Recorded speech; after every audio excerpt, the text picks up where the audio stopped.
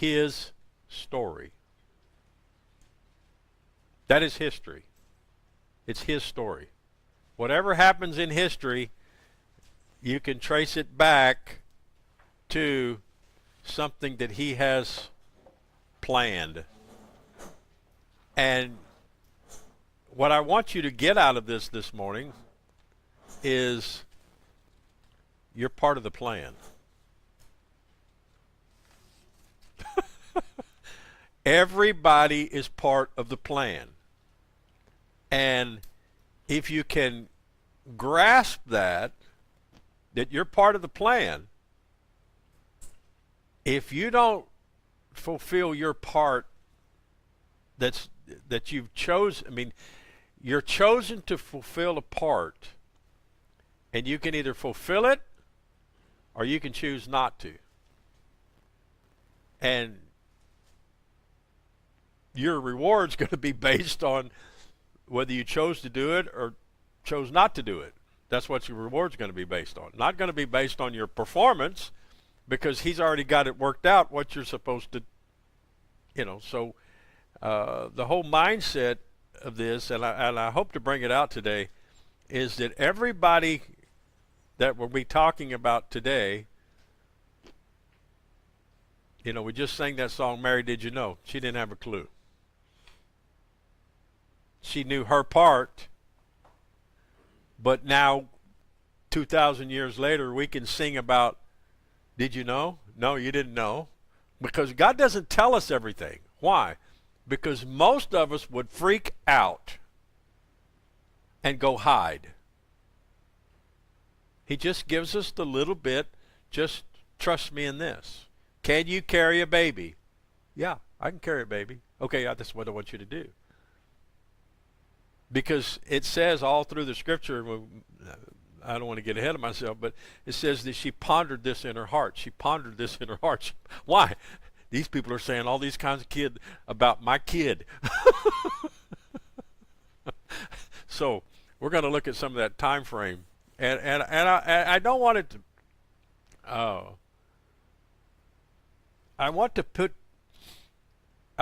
the man factor on it, because the incarnation was God became flesh. He came into his creation. It wasn't just created it and send it off and let it do what it's supposed to do.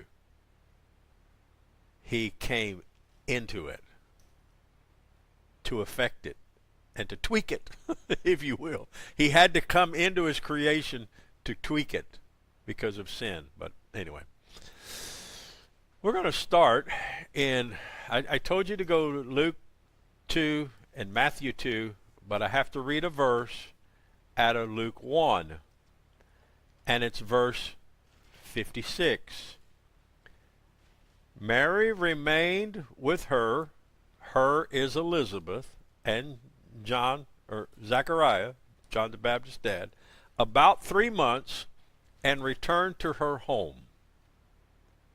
Now, if you go all the way back, you find out that Mary was from Nazareth, and so she's going back to Nazareth. Now, in Luke chapter 2, it starts in verse 1.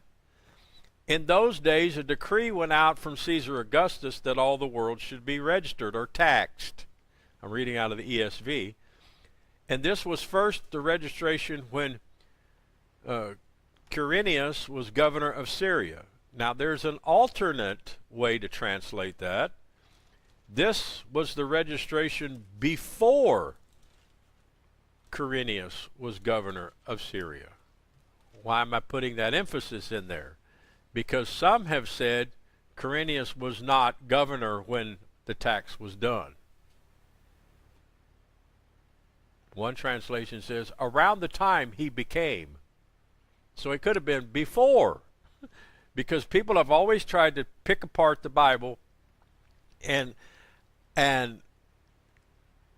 I've traveled the world enough to know that certain things don't translate.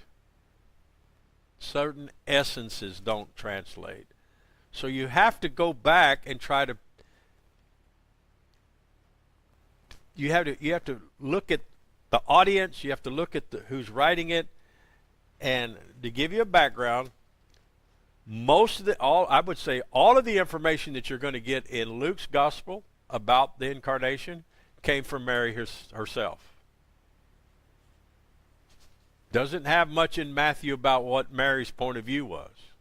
Why? Because that's not Matthew's purpose. Matthew's purpose is to prove that he is a descendant of David the king.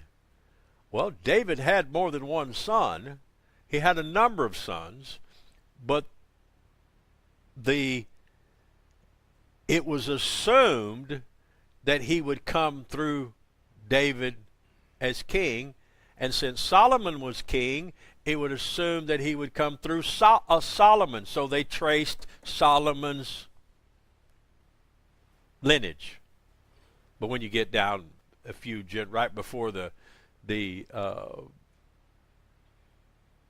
around the time of the dispersion, when Israel was sent off into captivity because of their rebellion, God pronounced a curse on one of the descendants and said, or a prophet did, and said, won't come through your line.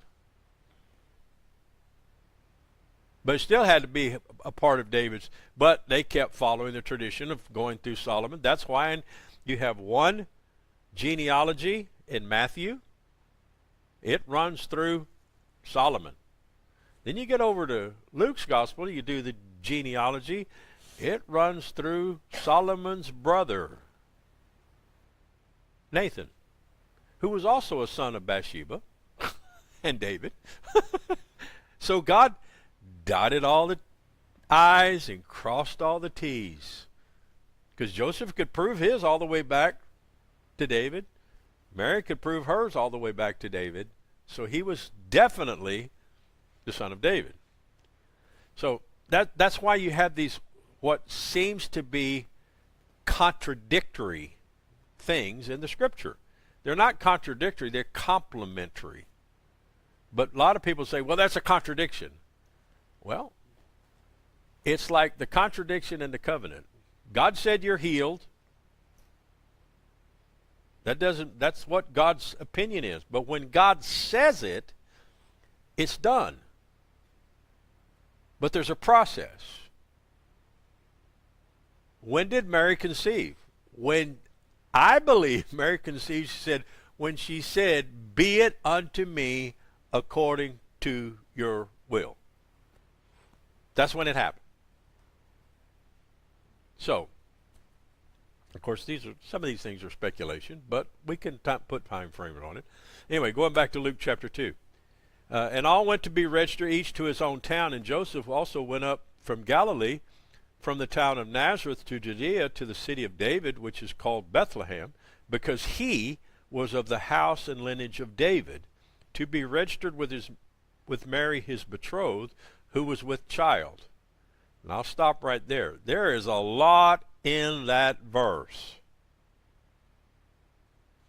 Okay, I'm going to try to explain. We don't, in this account, in Luke's account, you don't have any reference of how Joseph found out she was pregnant. Because this is coming from Mary. Mary didn't have a lot of information. She didn't, apparently Luke didn't ask the right questions or whatever. I don't know.